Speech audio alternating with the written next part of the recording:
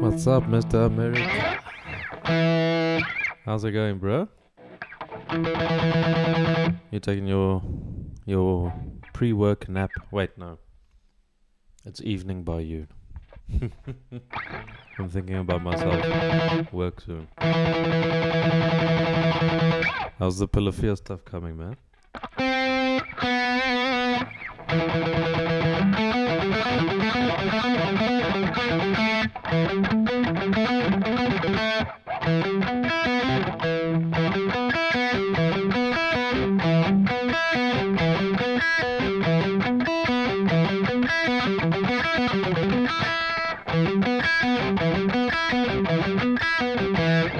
Yeah, how's it going?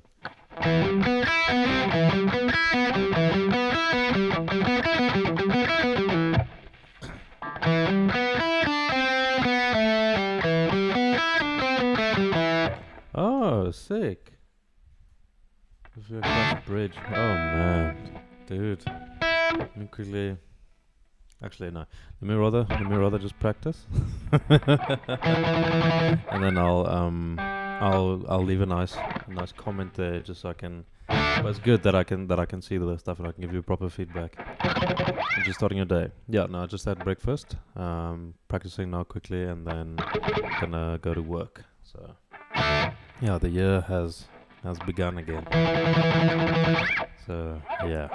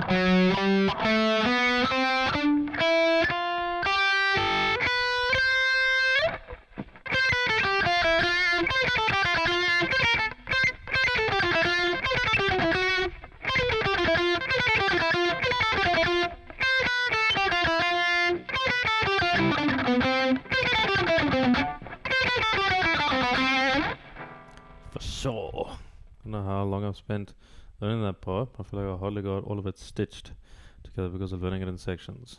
That part being really fast has a lot of no, that's true. The way you practice the stitching is you overlap it with maybe about 2 notes from the first chunk and 2 notes from the second chunk. So like if the thing you're learning is something like this, like let me think of something. Of course, now I can't think of anything. But like, let's say it's the first chunk is, second one is, then you'll practice it like this. That makes sense. So like, so you want to go. So in order to practice the stitch, you emphasize the stitch. So you go.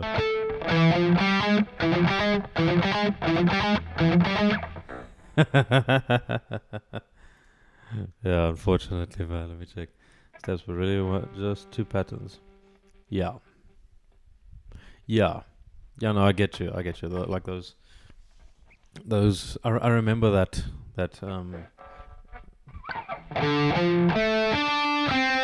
It's like such a difficult thing because of the slides, and it's all over the neck. So I remember it being quite a challenging thing. So, oh, dude, yeah. But one thing I can say is make sure that you practice it exactly the same way every single time. For instance, if you're gonna start one of the chunks using a downstroke, make sure you always practice it using a downstroke, because if you mix them, it's going to be a bit of a problem for your brain. Your brain's not going to know which one to use. So definitely, if you're going to, like, let's say this thing right now,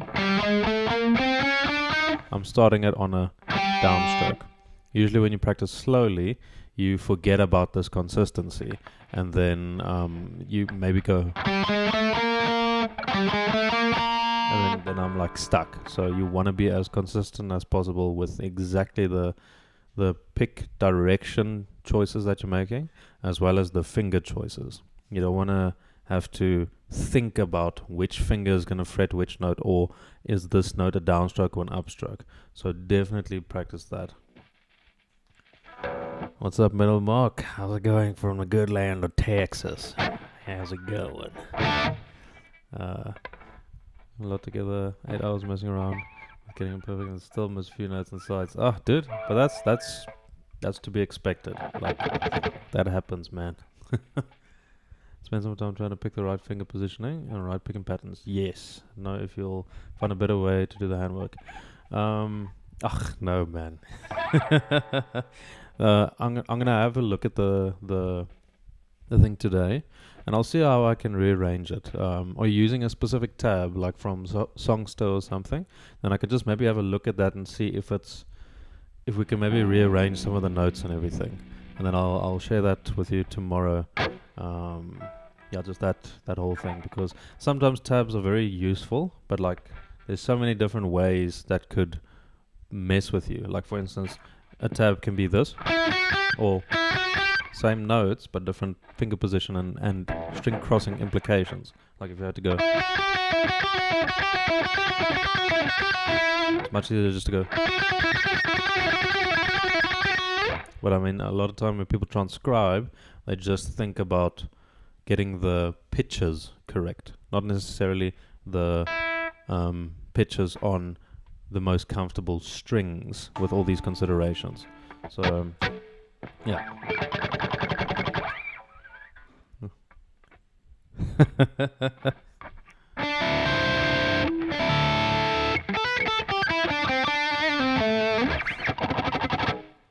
But yeah, which transcription are you following? Do you have maybe like a tab or something for it, or are you looking at something on Songster or something? Or did you use your ears like a big man, like a man with a big ass beard? Yeah, I just used my ear.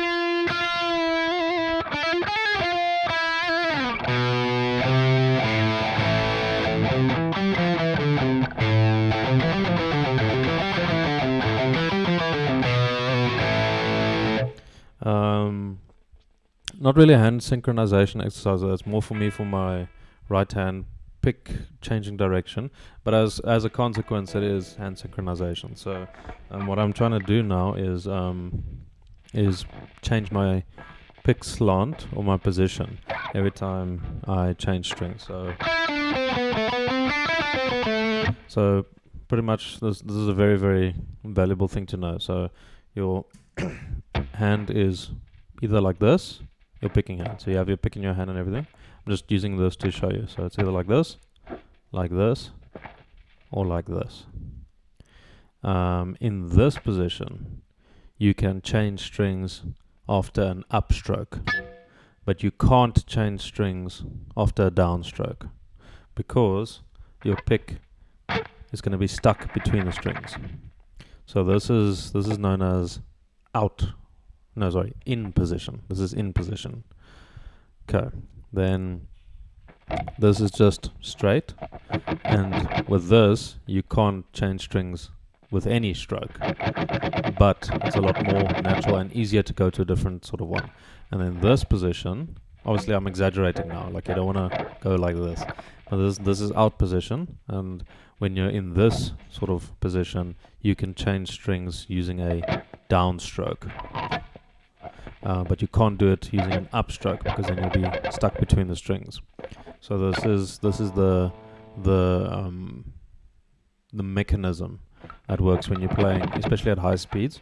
So generally the majority of the notes will be in a straight or flat position, and then the last note on that same string before you change will have to be dependent on the type of string change you're going to be doing. So if I'm going to go to a higher string after a downstroke or something, I'm going to have to go to out position so that I can change strings. If I had to go to a higher string off using a downstroke, I'll have to change to in position so that I can get to it. So this is such a fundamental thing that a lot of people do subconsciously, but this is the mechanism behind like everything. So there's a bunch of videos about this concept. So the guy who really brought this to the lexicon was Troy Grady and his pick slanting idea. So he calls this an upward escape motion, this a downward escape motion.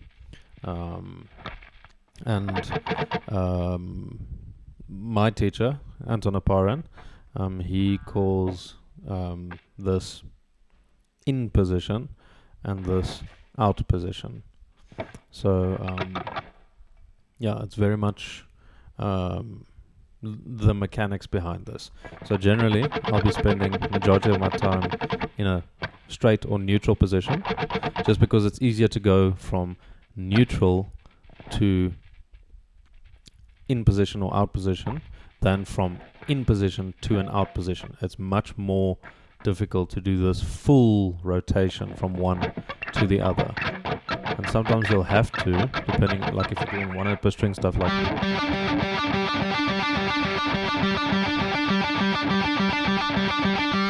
it's very, very subtle. But that's the mechanics. Others again, in and out. Suki. Bruh, I'm just gonna get another roti and then I'll be fine. Some nice butter naan. Verbalization of this information. Thank you, man. I'm very glad to help. What are some of the techniques and exercises you recommend to help with muting strings to avoid string noise on fret hand and pick hand? Okay, so the most fundamental things for muting is really just two elements. It's your left hand's index finger and your picking hand's thumb. So these are the main things. The left hand can do so much, like for right now I'm holding one note. My index finger is muting the high strings. My thumb is muting the low strings. So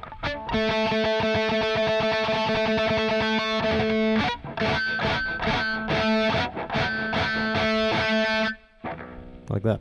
So your index finger, you need to learn how to position it. Your index finger is the most powerful muting mechanism on your fretting hand. With your picking hand, it's your thumb. So generally, you'll be using these two in conjunction. The thumb will mostly be doing the low strings. The index finger will mostly be doing the high strings. You can combine other fingers as well. For instance, if I'm going to be using like this, and I'm going to be strumming and stuff, then I can't really keep my thumb there. So what I'll do is I'll take my middle finger and mute the lower strings, so that I can do this.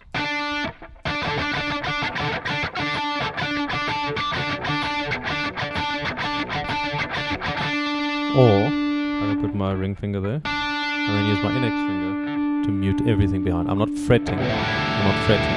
I'm just lightly touching. So it's like I'm not pressing down. I'm just making contact with the string. And then what you can do is just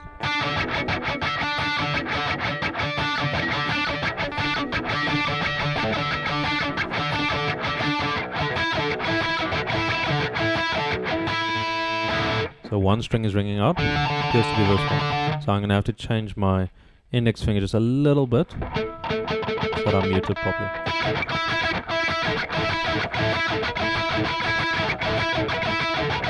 Much better. But these two things work in conjunction with each other. If you can mute something, mute it. Like when I have a vibrato,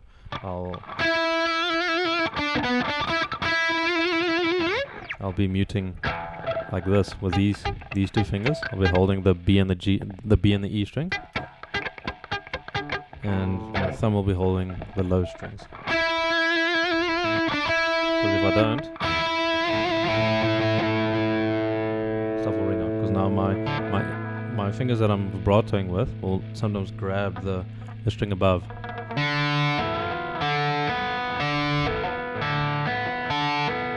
I don't want that. So you mute generally as much as you can. Feel bad for the other guitars that don't get played. I think the main reason I need to restring the others. Because the only others that I'll actually play with in the cupboard are the Halberd, which will be in C standard tuning, and the RG, which will be in D standard tuning. And I just need to restring them because they aren't very fresh. But yeah, as soon as I do that, then I'll be able to play a lot of my D standard stuff. So yeah. Glorified muffins say flatbread. Flatbread. Oh, sorry, Suki. Oh, man. And yeah, Black Widow's also just crazy, man. Oh, Cliffs of Dover. Oh, dude, just.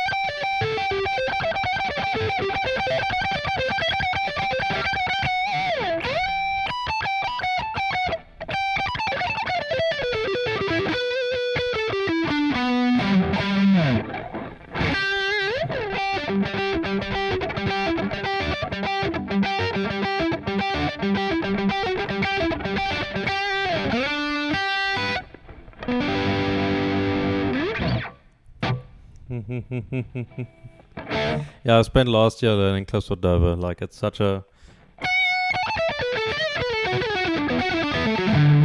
it's such a fantastic song, and it's going to teach you a lot about economy picking as well, just because it's really, really fun. Don't get discouraged, take it section by section.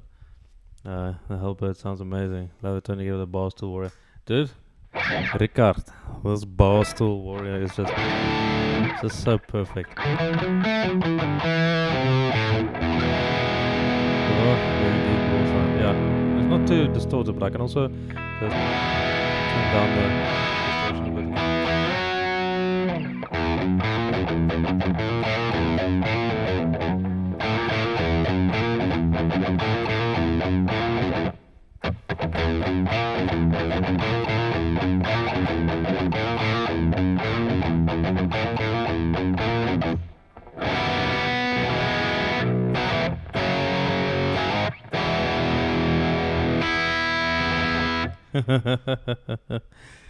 Man.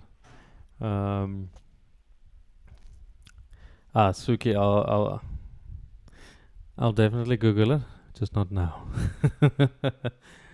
You got your audio interface. Sweet, man. Very, very good.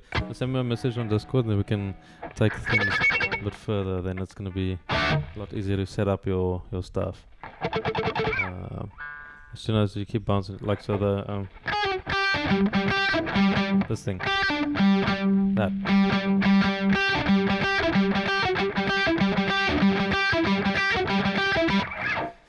So Metal Mark, this one has an Evertune bridge. Beautiful. This is like the most amazing thing for me.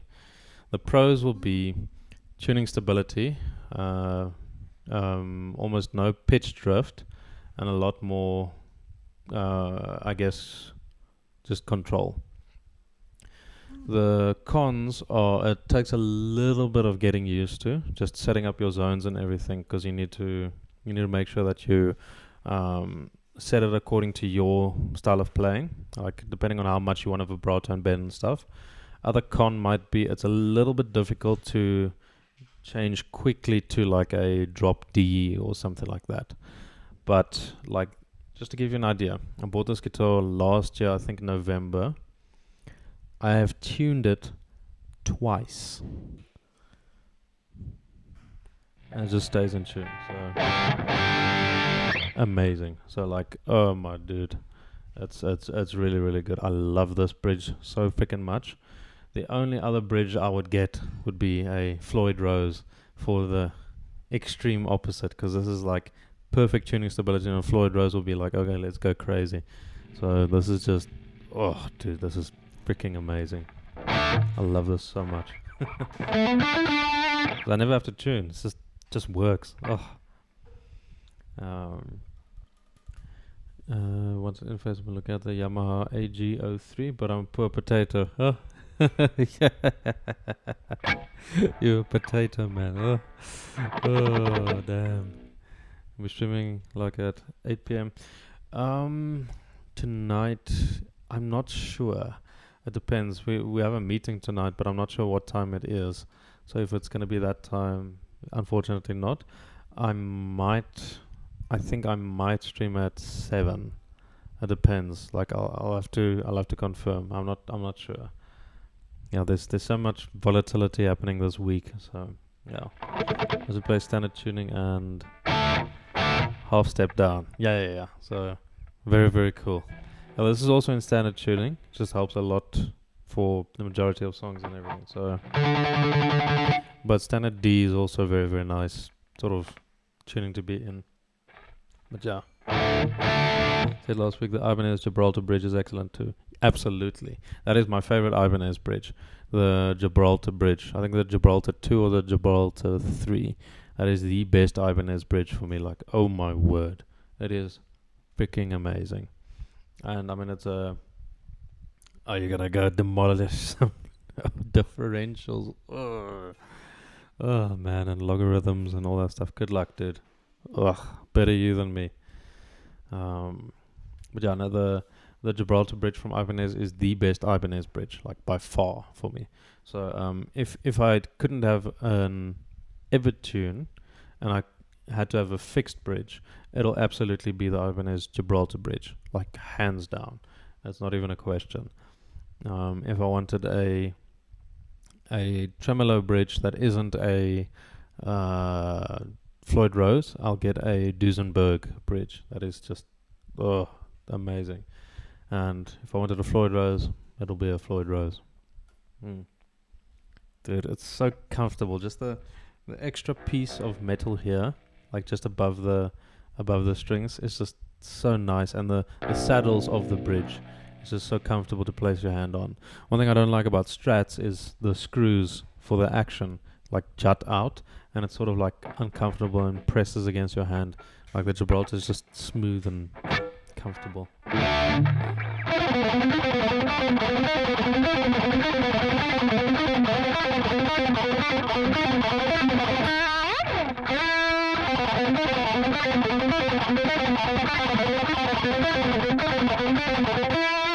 So right now, this is what I'm doing. So I'm going to out position, back to flat, and then in position, out position.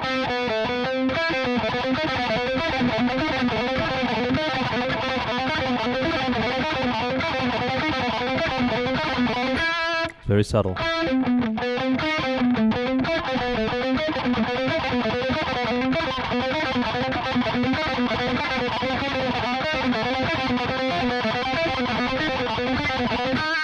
Yeah, bit of razors. Just turn it into an exercise.